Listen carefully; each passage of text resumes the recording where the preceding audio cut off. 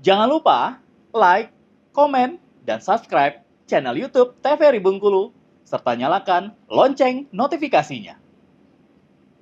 Alhamdulillahirrabbilalamin. Kembali lagi dalam acara Ayo Mengaji Generasi Cerdas, Generasi Qur'ani. Nah, bisa di rumah yang baru bergabung, yang mengucapkan selamat bergabung, ambil Al-Qur'annya ya, buka pada Quran Surah Adz-Dzariyat nomor surah ke-51 pada ayat ke-15 sampai dengan ayat ke-22. Nah, tadi teman-teman kita udah baca, sekarang kita bahas nih ya. Bismillahirrahmanirrahim. Kenapa tadi teman-teman kita ditekan ya, ditahan selama 2 harokat di sana? Karena di sana ada nun bertasydid ya, bisa terima ya. Nun bertasydid hukumnya adalah gunnah musyaddah atau wajibal gunnah. Innal muttaqina ya, muttaqina. Nah, tapi saya agak sedikit penasaran tadi si Eza yang baca. Coba Za, dibaca lagi Za, di ayat ke-15. Coba Eza baca di ayat 15. Innal muttaqina fi jannatin wa uyun. Oke, sedikit makhrajul huruf qa-nya ya, ketika dia berharokat kasrah. Qa, qi, qi, mungkin mulutnya kurang vokal i-nya kurang dibuka, qi. Jadi kesakan ki tadi ya. Jadi dimasukkan sedikit ke dalam. Innal muttaqina qina, innal muttaqina fi jannah. Nah, jadi sedikit huruf makhrajul huruf qa-nya. Nah, lalu fi jannah kita ketemu lagi dengan nun bertasydid. Jadi nun dan huruf hijaiyah yang digunnahkan ketika ada tasydid itu cuma 2 huruf saja. Huruf nun dan mim yang ada tasydid atau sabdu atau syiddahnya ya.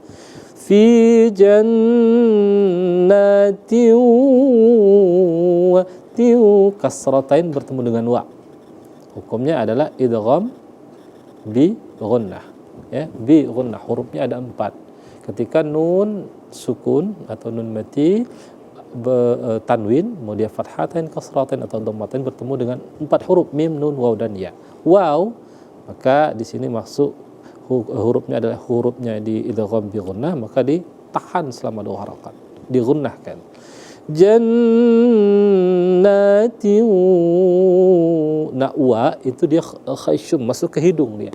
Ya. Dia biasanya hidungnya agak ngembang. Jannatin wa, karena dia di hidung. Tiu wa uyun. Nah, itu di ayat ke-15. Sekarang kita lihat di ayat ke-16. Akhidina ma ata. Nah, di sana sedikit tadi ya, Farhan sama Ian. Ma atahum rabbuhum. Kalau kita baca ma ata ya, ata ya sama tandanya berdiri menandakan di sana kita baca panjang 2 harokat. Jadi ketukannya harus sama.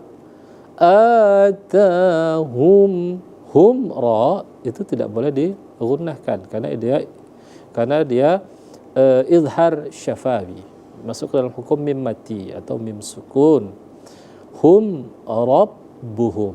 Kita waqaf di sana ya, berhenti di sana karena ada tanda waqaf, qaf dan lam. Waqaf lebih diutamakan ya. Innahum kanu, kembali lagi ya, idgham wajib al-ghunah atau ghunah musyaddah. Innahum ka, hum ka izhar syafawi.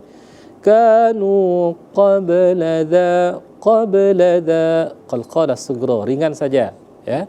Ini yang sekarang sering menjadi catatan ketika ketemu dengan qalqalah sughra, jangan sampai seperti membacanya kubra, besar ya. Jadi sekali lewat saja, jangan sampai berhenti. Qabla dzalika. Jadi kalau kita qabla dzalika itu enggak enak, dengarnya pun enggak enak, kita baca pun enggak enak, karena sesungguhnya ilmu tajwid itu memperindah dan mempermudah. Nah, itu. Maka dibagilah ada qalqalah sugro dan qalqalah kubro. Kalau dia di tengah maka sugro kecil ya. Qabla dzalika muh. Nah, di catatan juga nih huruf ha. Ha kecil ya atau ha tipis. Muh maka buka rongganya. Rongga ini dibuka biar sempurna ketika ha itu dibaca sukun atau mati ya. Dzalika sinin.